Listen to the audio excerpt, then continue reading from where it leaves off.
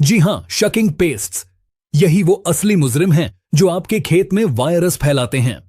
इनमें सबसे खतरनाक है सफेद मक्खी यानी व्हाइट फ्लाई। यह दुनिया की सबसे शातिर मक्खी है। जब यह किसी बीमार पौधे पर बैठकर उसका रस चूसती है तो वायरस इसके पेट में चला जाता है।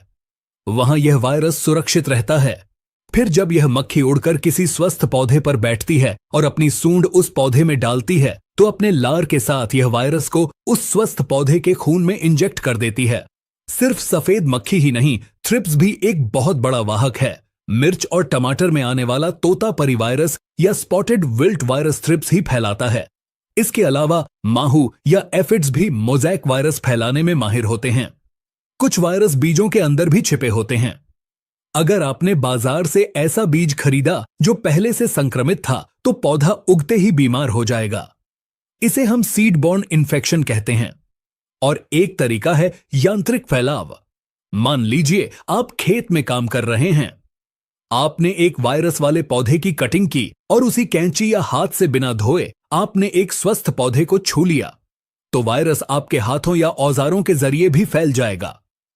तंबाकू और टमाटर में यह बहुत होता है। अब हम वीडियो के सबसे महत्वपूर्ण हिस्से पर आ चुके हैं। इसका समाधान क्या है? इसे कंट्रोल कैसे करें? जैसा कि मैंने पहले बताया, वायरस की कोई दवाई नहीं है, इसलिए इसका इलाज नहीं, इसका प्रबंधन यानी मैनेजमेंट होता है।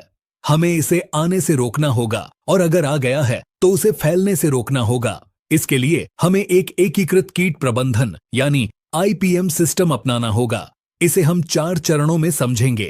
पहला चरण है बुवाई से पहले की तैयारी। लड़ाई खेत में बीज डालने से पहले ही शुरू हो जाती है।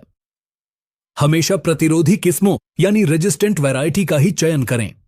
जब आप दुकान पर बीज लेने जाएं तो दुकानदार से पूछें कि क्या यह F1 हाइब्रिड वायरस के प्रति सहनशील है। पुराने जमाने के देसी बीज कई बार वायरस को जल्दी पकड़ते हैं। दूसरी बात, बीज उपचार जरूर करें। इमिडाक्लोप्रिड या थियामेथॉक्सम जैसी दवाओं से बीज को उपचारित करने से पौधा शुरुआती 20 से 25 दिनों तक जहरीला रहता है, जिससे रस चूसने वाले कीड़े उस पर हमला नहीं कर पाते। तीसरी और बहुत काम की टिप, बॉर्डर क्रॉप या रक्षक फसल। अपने मुख्य खेत के चारों तरफ 2 से 3 लाइन मक्का, ज्वार या बाजरा की घनी बुवाई करें। ये फसलें लंबी होती हैं। जब हवा के साथ उड़कर सफेद मक्खी या थ्रिप्स आपके खेत की तरफ आते हैं तो ये ऊंची फसलें एक दीवार का काम करती हैं और कीड़ों को रोक लेती हैं। यह एक बहुत सस्ता और कारगर उपाय है। दूसरा चरण है शुरुआती अवस्था में रोग